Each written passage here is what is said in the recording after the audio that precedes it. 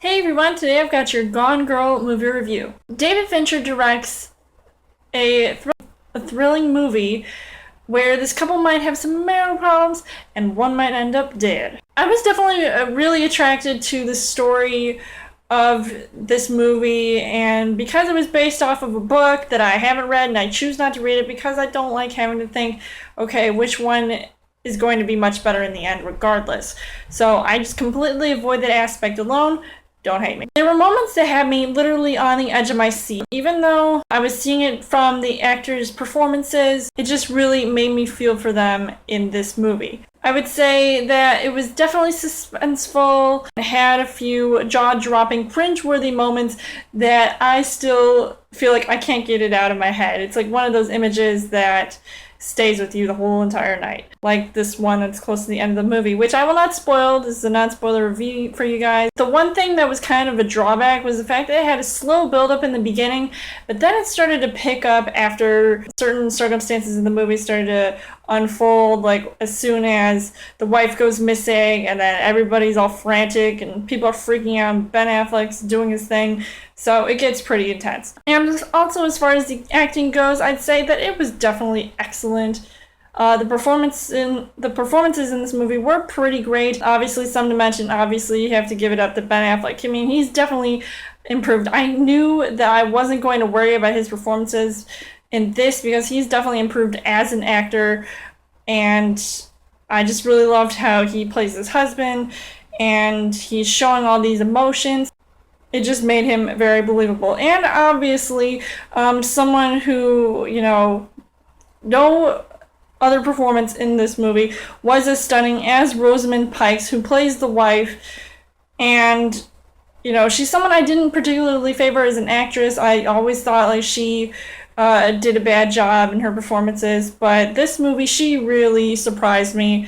And I just found her to be pretty amazing in this. And now I don't want to give anything away, so I won't, but I'll just leave it at that, especially with her, because even like the way like she spoke, you knew that stuff was gonna happen. If I were Ben Affleck, I would divorce her quick, cause damn, I would not even bother getting in that shower to see more of his bat butt. And also, a few other names to mention. Obviously, Tyler Perry was in this movie. I had no idea that he was, but he plays Affleck's lawyer. And especially with his character in particular, there was a lot of comedy and a lot of charisma to his character. Even Neil Patrick Harris, who was also in this movie that I already knew from before, I kind of felt like he was very miscast in his role. That I don't know if it was different.